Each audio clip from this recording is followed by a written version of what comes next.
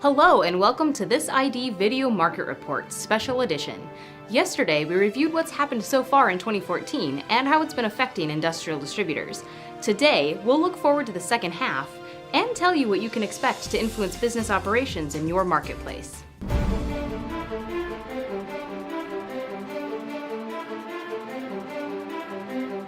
When looking at the path forward for distributors, I think it's fair to start by taking the long view. As Guy Blissett says for NAW's 10th edition of Facing the Forces of Change, Reimagining Distribution in a Connected World, there is no shortage of opportunities for distributors to embrace in the next 3 to 5 years. According to the report, distributors must capitalize on opportunities in e-commerce, mobility, and social networking. Distributors that establish a proper e-commerce site could see big benefits, according to a study by TNS, a global marketing research company, in conjunction with UPS. The survey, based on the responses of more than 1,500 buyers of industrial supplies, showed that 63% of those purchasers had bought products online. Buyers say that more than half of their suppliers have an e-commerce presence. The study says the growing use of an e-commerce platform is changing the buyer-distributor relationship, and that 34% of the respondents say they have gone outside of their traditional supplier base to make an online purchase with a new vendor. And as it relates to the big dogs, those online retailers like Amazon and eBay, expect them to expand their B2B SKU offerings. According to Terry Jukes, president of the consultancy B2B Direct Marketing Intelligence, you should look for eBay's B2B SKU offerings to exceed 2 million in 2014. Mobile devices, apps, and data can help organizations operate more quickly and flexibly at a lower cost. According to the Citrix Mobility in Business report, mobility is the top business or IT priority for nearly 2/3 of companies. When it comes to social, distributors are slower to adapt, but we see some dipping their toes in the water. Jim Thayer, head of business development for the host distributor JGB Enterprises, recently told us that his company uses social media to share knowledge and expertise with key influencers, and to learn what customers are looking for from their suppliers. In a recent ID interview with Grainger, we were told the company finds the most value by utilizing LinkedIn, YouTube, and Facebook. According to Grainger's senior manager of social business, Sherry Maxon, they put more focus there because their customers have indicated through research that that is where they are consuming content.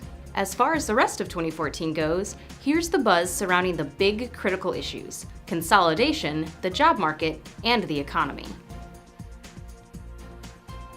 According to P. Reed Anderson, Managing Director and Head of Distribution for HOULIHAN LOKEY, a global investment bank with expertise in mergers and acquisitions, the current environment represents a phenomenal time for an owner to maximize valuation in a sale, and that record amounts of capital are committed to private equity firms.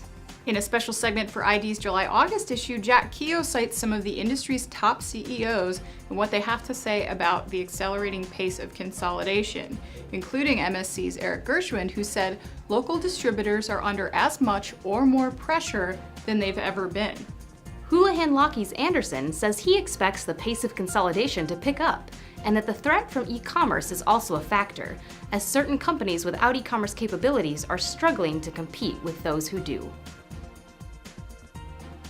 The Economic Policy Institute says that roughly 8.5% of college graduates between the ages of 21 and 24 are unemployed, and 16.8% of new grads are underemployed.